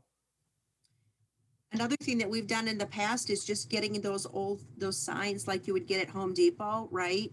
And then get some kind of marker and put your message and have that message drop at key corners in your neighborhood. So you're catching your neighbors as they come and go. So that might be another option. I'll have my kids wear sandwich boards on the way back and forth to school. Good luck with that. Josh, the next door stuff is a little bit funky because there's kind of a dividing line right at the edge of Stoner Prairie and Lacey Heights for some reason on the neighborhood. So they actually fall, I believe, into First Settlement on next door for some reason. Good to know. So, thank you.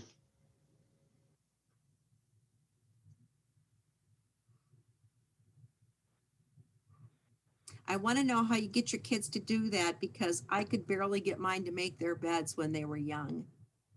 So I could use some schooling on getting them to wear those sandwich boards. You didn't have to probably deal with iPad time allotments and use it as an incentive. And we get to do that in the contemporary days. So that works well.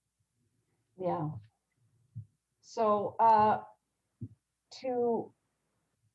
time is of the essence to put survey together. And I've mentioned names, but I'm not, is that, who is on board? Benjamin, I've mentioned your name. Were you?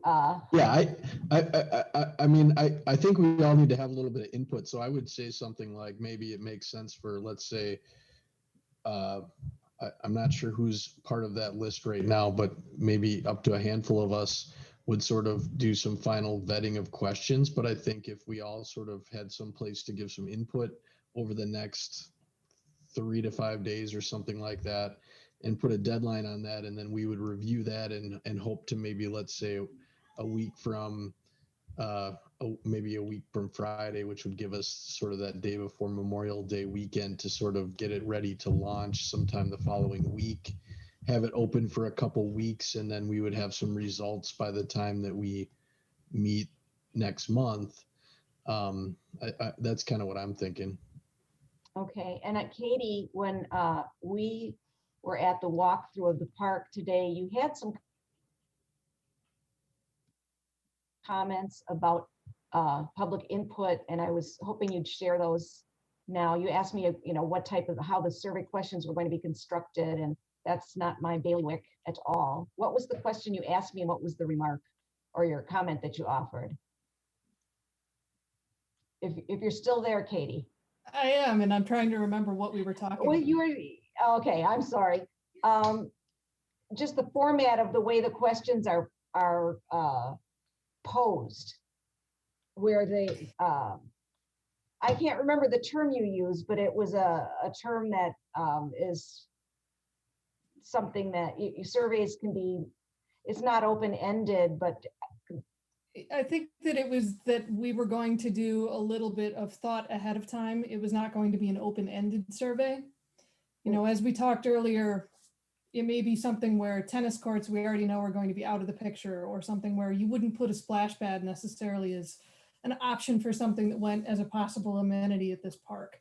It was going to be a curated list. I think that's the word, the curated list. And so I know that you also had mentioned dealing with the public input is not the easy part of your job, but if you have time and have any way of adding your wisdom and insight to that survey process, please do. I mean, you have experience with seeing how they are sometimes set up. Not asking you to write it or do it by yourself, but you can think about that.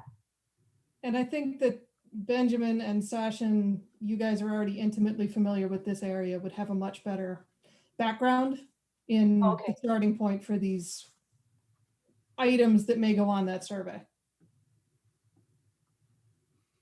So Ben, were you envisioning a like a wiki page, or just people send send things in, and then a smaller group just kind of clean it up and then present it back? That's kind of what I was thinking. Yeah, you're second.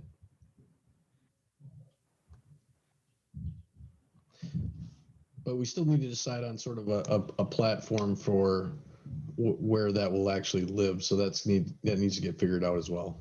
Well, and there's can I suggest that we have to involve city staff, correct? So I don't know the answer.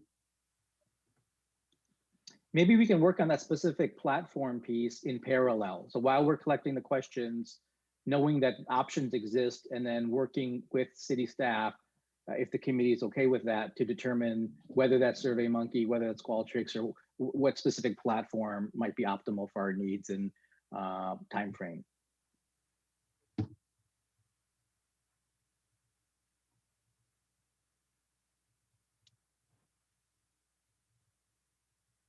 Does that sound doable?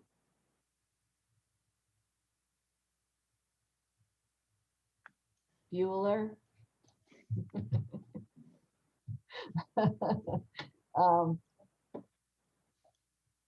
Does that need to be something that ultimately becomes public record? Is that what we're talking about with involving the staff? Or is it something where we can go rogue and say, I'll sign up for a SurveyMonkey account for a month and we can get up to 10,000 responses or something like that?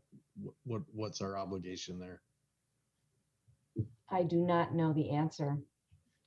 I do think that, or here's a question, that's not a declaration. When people answer the survey electronically, then it's known that one IP address answered the survey. There's not going to be a case of anyone trying to answer it 6 times.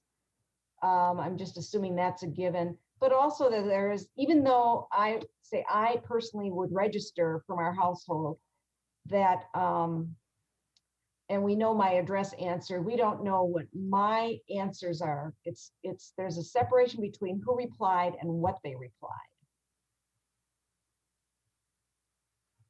I think some people are more apt to participate if they know that the actual responses they give are private. Their answers are collated into the group, but my neighbor doesn't know that I wanted the Ferris wheel type of a situation. Is that possible? Is that how these surveys normally run? Anyone? Well, I mean, I think that's, I can see that point, but you know, when we have a public process here, and for instance, if someone wants to make a public comment to, you know, this process and this forum, you know, they're required to register with their name, and they're required to, you know, disclose that. I mean, the form says, you know, disclose that. So I think there's 2 sides to that. And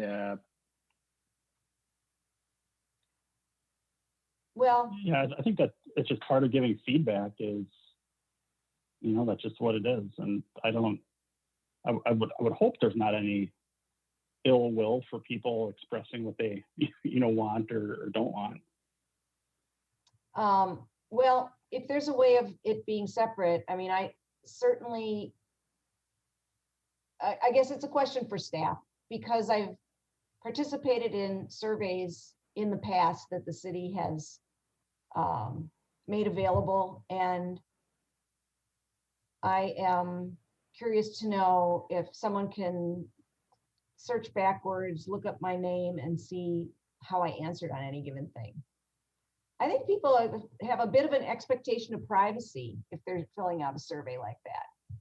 You know that question, either Scott or Chad, myself, we could take it to the city attorney as well. Okay. If you'd like further clarification. I would, please. So I know that like the comp plan survey from last year, that was the results that were published were anonymous with some degree of specificity, like what alder district you're in and stuff like that. So, and then all of the comments were anonymous. It doesn't list your IP address or anything like that. Yeah. But you know, you're at least getting sort of confirmation about somebody's verifying that you are in a legitimate space based on your answers. So, I mean, it kind of begs the question, what if someone that drops their kid off at Stoner Prairie sees a sign that says, go sign up for this survey, and then fills it out? Like, is that somehow less important than some other person's opinion, right? I'm not exactly sure how we could I think there's delineate. Isn't that a different issue? Because I thought one thing was the concern was not necessarily giving your information, but having your information public to others. Because we could, you know, have people give their information, but then in the results, it would just be, you know, blinded to who, you know, said what. Yes. That's okay. That's what I am asking. I think And that's okay. That would be my preference, is that people could maybe respond to certain criteria, but then also provide their comments, but their comments would not reflect who they were, so that they could be completely open Yeah. about what their priorities and their feedback was. Yeah. Yeah, And I did a- the survey would be open to those who live in North Stoner Prairie, Seminole Glen, Lacey Heights. That's what I thought the group is that you're reaching. I did a survey here in Seminole Forest about traffic, and the whole backlash came from the Scott Walker recall. A lot of their names were published for anybody to see, and everybody I asked, they asked me, hey, is this being published? I was like, no, it's not. This is just for a traffic survey. I think that that's the biggest backlash, is that they don't want their names public, and telling people what they voted for, what they wanted. That was my perspective. Yeah. So do you think the idea of giving people options to complete the survey under certain parameters, then be able to provide feedback but yet not disclose their name, do you think that that would have satisfied your group, Jeff? Yeah, I do. Okay.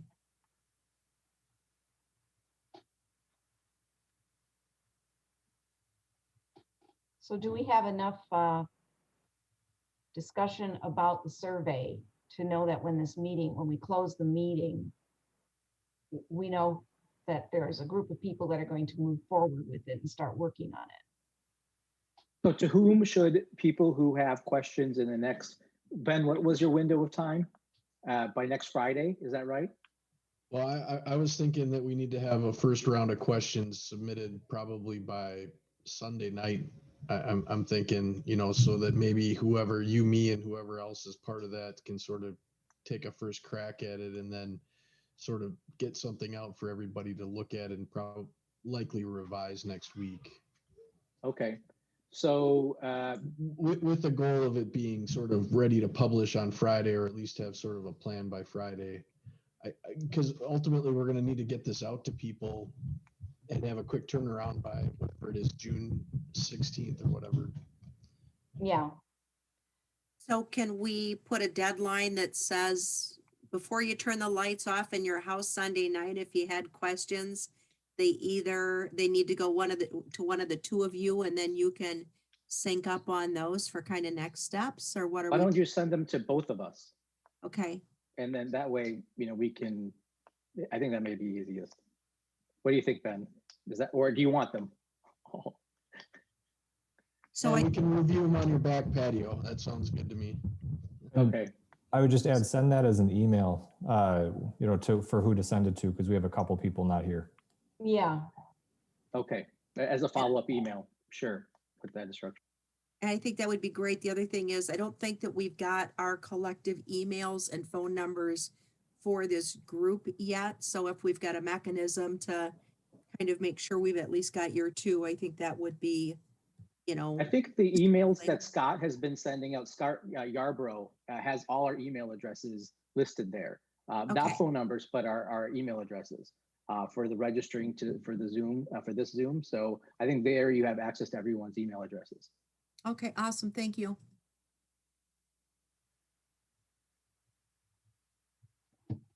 Okay.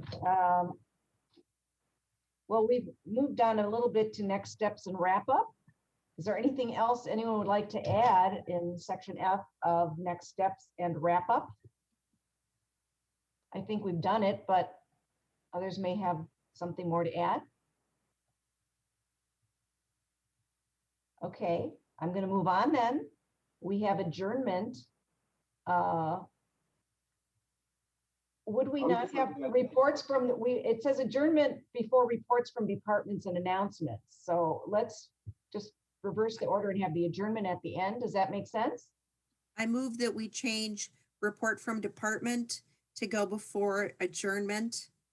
We have adjournment be the final piece of business. So in order, report by department, announcements, and then adjournment. Can I have a second? Pete Tramwell, second. Thank you. So moved, Sue. Okay. I'm not going to expect that anyone says aye, but, or nay rather, but in favor, say aye. Aye. And opposed? And none of us caught that at the beginning of the meeting when we were reviewing the agenda. Shame on us. But okay, so now we're going to do the reports from department. Is there anything more that Scott or Chad wanted to add? I don't have anything. I don't have anything else to add, but I just have a clarification, just so I can get this in the minutes. Is the plan to send the survey questions by this Sunday night to Ben and Sachin, or am I reading? Did I get that correct? Yeah, both. Both. Okay, thank you. Okay. And anything, Scott? Can I just make a comment on kind of like what Janelle was talking about earlier? Let's not make any unreasonable questions within that survey. Like, do you want a beer garden? Everybody's, yes, of course, we want one, or something like that, where we know it's not going to happen, so we don't get their hopes up. I would kind of err on the side of caution with that, and kind of stick more towards what we know, what is more capable for what the group is to do. Right, for the size of the park. Yeah. And the proximity to the neighbors. Questions, survey questions that, at least to our best of all of our ability, we think would work in the survey. And I might add that, the last question generally is in any other amenity that you might be interested in, just so they're afforded an opportunity to write down something that might not be on the survey itself. Yeah. Just future, additional comments or additional thoughts or amenity. There might be something that we didn't think about that someone else might think about. It might be a good idea. So just a general ask at the end if there's anything further or additional that you'd like to offer to do that. Yeah. So if you see Ferris wheel, that was me. But yeah, that's a good idea. The open-ended at the end. Yep, like any concerns or anything you don't want or something like that, just so people, say what they really do want and what they, what their concerns are. That's true. That's true. Okay, so that, are there any announcements that Chad or Scott have to make, other than the fact that our next meeting is June 16th? And we've set some other deadlines within the confines of this meeting. Good work, everybody. Good discussion. Okay, well, I think we're close to done. I take a motion to adjourn. So moved. Second. Who did our second? We need to give them credit. Mark's got that. It was me. Okay, I was ready. got it. All right, well, it is, gotta fire up my phone. Oh, it's 9:06 p.m. We've adjourned at 9:06 p.m.